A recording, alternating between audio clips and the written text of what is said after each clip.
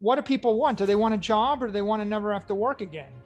If what you want is Social Security, and you want to be able to retire early at age 40 and paint and live with your family and enjoy your life, you don't want cheap pizza, and you don't want free streaming YouTube and Netflix. That's patronizing. I don't want to work till I'm 80 and have cheap YouTube.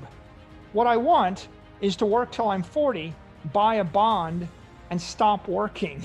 And if I have to buy an asset. And so the pernicious issue is that the inflation rate of assets was 8% a year from 2010 to 2020. It was 35% from March of 2020 to March of 2021. And if you're 21 years old and you've got a job earning cash, you just saw your assets inflate by 25 or 30%. That's the risk of inflation.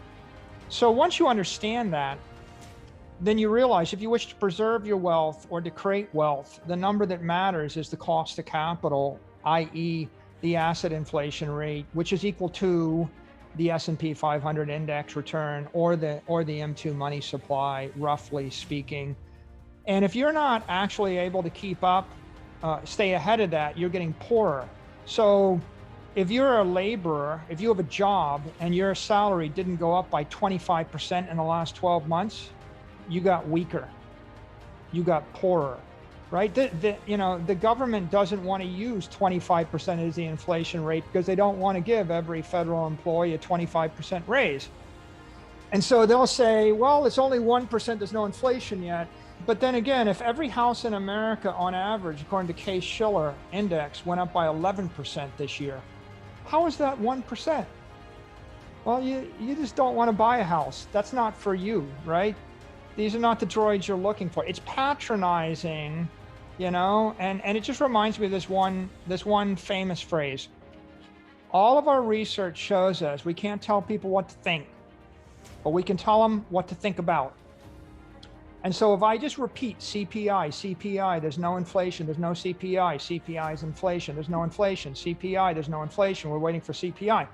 If I keep repeating that, you'll agree with me. But meanwhile, the Fed prints $1 trillion, the stock market spikes, and people don't say, oh my God, assets have inflated, there's hyperinflation in assets. What they say is, oh, we're brilliant, the stock market's going up, isn't that great? Well, it's not great for people with cash. By the way, here's the problem. It's not great for any company that's valued based on fiat cash flows, i.e. every value stock. If you have a stock valued based on future cash flows, and if the discount rate is equal to the M2 money supply, and if it goes to 15% a year, you have to discount the cash flows 15% a year. And so what you realize is if you're printing money, all of those value stocks can't hold value. And so you're destroying the wealth in the equity market over the long term while you're goosing it in the near term. And ultimately, you're going to create this massive stampede to a store of value that is not real estate, that is not bonds, that is not cash, that is not value stocks, that is going to be what? GameStop, super high tech, high flyer, speculative stocks, the SPACs, and then that drives people out of the system. And so you have to then look at either gold or Bitcoin. And, the answer is Bitcoin, not gold. And if you bought gold, you got destroyed. But if you bought Bitcoin, you did well. And all of that's being driven by monetary policy. But I think if you ask me that question now, today, thinking from first principles, I have to say the Federal Reserve and the EU Central Bank have tripled the cost of capital. And that's made your investment decision much easier. What they've done is they put 95% of every company underwater. Most companies can't grow their cash flows 25% a year. It's literally impossible to do without taking on insane risk. And so why is Tesla working? Because people are looking for hyper growth that they think is not going to be, that's going to grow more than 25%. It's going to change the world. And if I don't like that, I go buy GameStop You know, otherwise, what are you going to buy? Big tech? You can buy big tech, but they're all tech monopolies. Will Facebook, Apple, Amazon, and Google going to be able to, can they raise their prices 25% a year for every year for the next 8 years without regulators doing something about that? Maybe. That's your bet. Otherwise, you know, Angela, I guess the real issue is, I would say, the fundamental, most important question every investor has today is you take a spreadsheet and you write the years 2021, 22, 23, 24, 25, 26, 27, 28, 29 on it.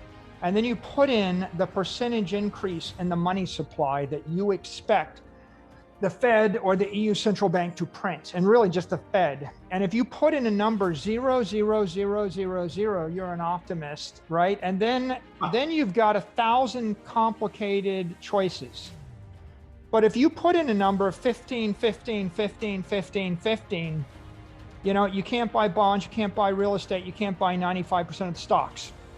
And if you put in a number 20, 20, 20, if you think that the currency is going to weaken by 20%, all you can do is buy scarce assets, trophy assets, scarce art, Bitcoin, something which is not correlated to fiat cash flows, because everything else has been debased to the point that 1 million pages of information and strategy are all irrelevant. The models are all irrelevant. Everything you've learned in 30 years is all irrelevant. Best example, you know, what are you going to buy in Venezuela or Zimbabwe if the currency collapses? It's going to work. And the answer is nothing. Nothing. If you're in Argentina and the peso slides from 3 pesos to the dollar to 150 pesos to the dollar, which is what happened in the last 10 years, there is no investment strategy, no money manager in Argentina, no portfolio of stocks, bonds, equity, derivatives, real estate, nothing which is going to work other than this one thing.